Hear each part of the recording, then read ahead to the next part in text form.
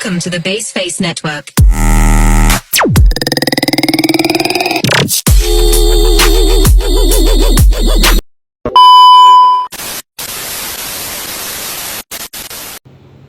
Assalamualaikum warahmatullahi wabarakatuh. Kami dari kelompok 2 akan mempresentasikan hasil dari makalah kami yang berjudul Manajemen Pendidikan MI atau SD. Perkenalkan, nama saya Faza Askia Putri. Perkenalkan, nama saya Firdausi Maulidia Salsabila. Perkenalkan, nama saya Hanif Ararabullah.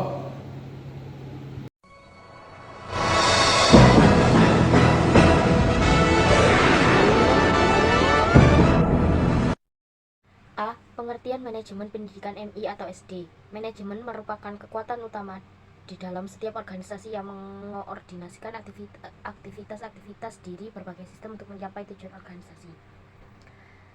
Manajemen dapat dipelajari baik sebagai sebuah teori maupun sebagai sebuah proses. Sebagai sebuah teori, manajemen mengikuti pengetahuan, seni, dan prinsip-prinsip yang berkaitan dengan manajemen suatu organisasi.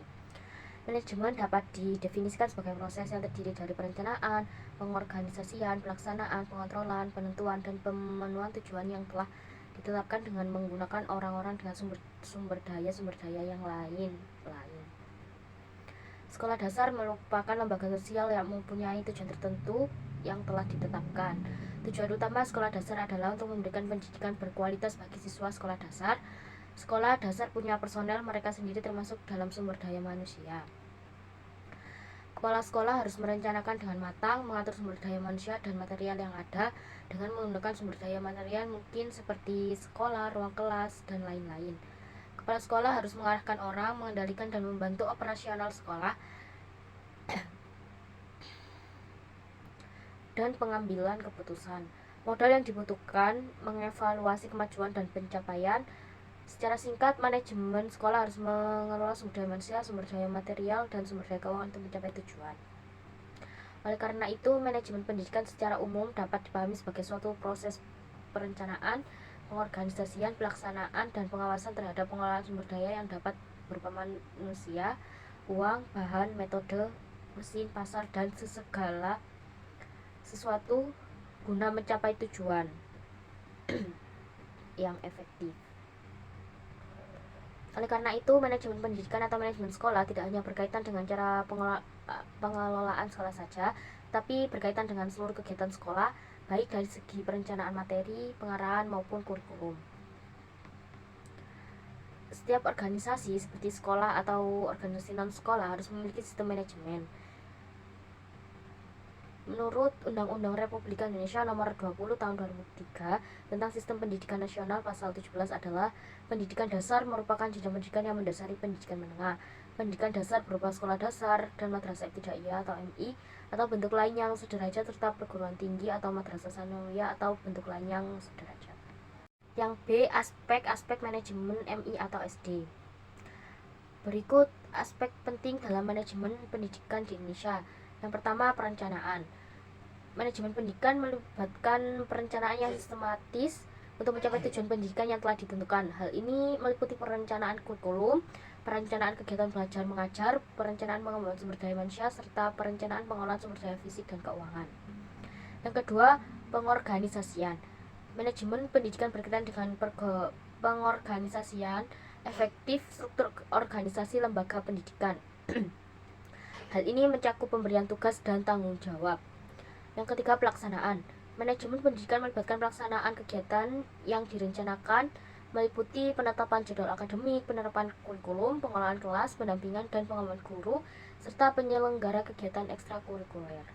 Yang keempat, pengawasan. Manajemen pendidikan meliputi pengawasan ketat terhadap pelaksanaan kegiatan pendidikan. Hal ini mencakup pemantauan kualitas pembelajaran, penilaian kerja guru dan siswa, serta pemantauan penggunaan sumber daya dan penilaian pencapaian tujuan pendidikan. Yang kelima, pengembangan sumber daya manusia. Manajemen pendidikan berkaitan dengan pengembangan sumber daya manusia yang berkualitas, termasuk guru, staf administrasi, dan direktur lembaga pendidikan. Yang keenam, pengelolaan sumber daya. Manajemen pendidikan melibatkan pengelolaan sumber daya fisik dan keuangan yang tepat. Hal ini mencakup pengelolaan anggaran, perencanaan, dan pengadaan fasilitas. Yang ketujuh, komunikasi dan kolaborasi.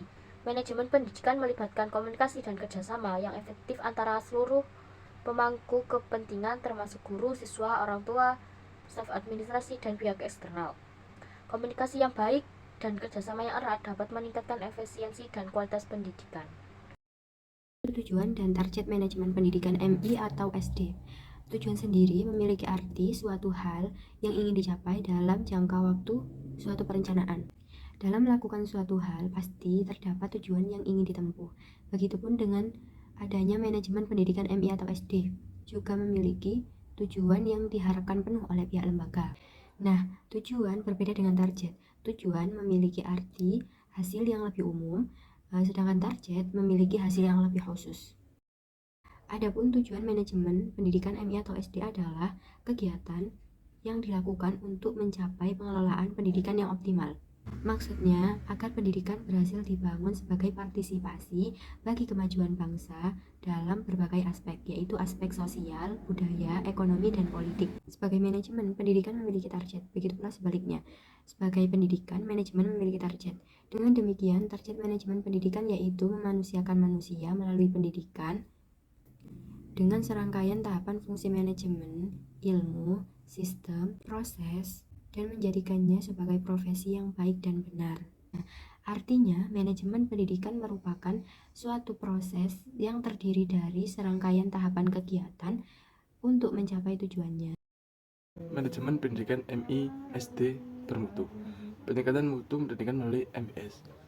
Humaydi mendefinisikan mutu sebagai tingkat keunggulan suatu produk atau layanan dibandingkan dengan yang lain. Salis mengemukakan 3 pengertian mutu: absolut, relatif, dan sesuai pandangan konsumen.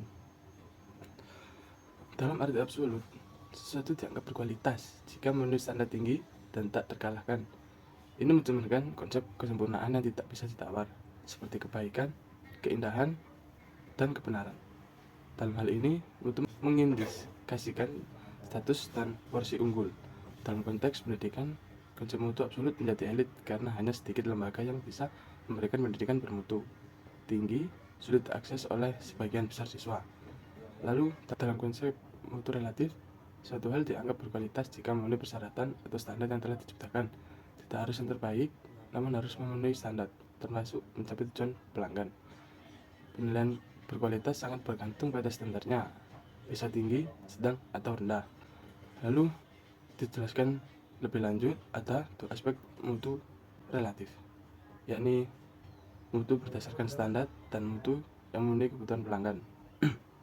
Aspek pertama menunjukkan bahwa mutu diukur dan dinilai berdasarkan persyaratan, kriteria, dan spesifikasi yang telah ditetapkan sebelumnya.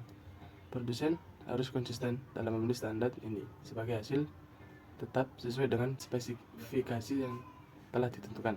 Aspek kedua juga memperhitungkan keinginan konsumen, karena dalam menetapkan standar produk atau jasa, persyaratan yang diinginkan oleh pelanggan juga diperhatikan. Perubahan standar kadang-kadang juga terjadi berdasarkan keinginan dan pemenuhan kebutuhan pelanggan, bukan hanya berdasarkan keinginan produsen. Oleh karena itu, produk atau jasa yang dihasilkan dapat memenuhi kebutuhan pelanggan. 2 aspek konsep mutu relatif menunjukkan bahwa standar bersifat dinamis dan bisa berubah sesuai kebutuhan dan perubahan lingkungan.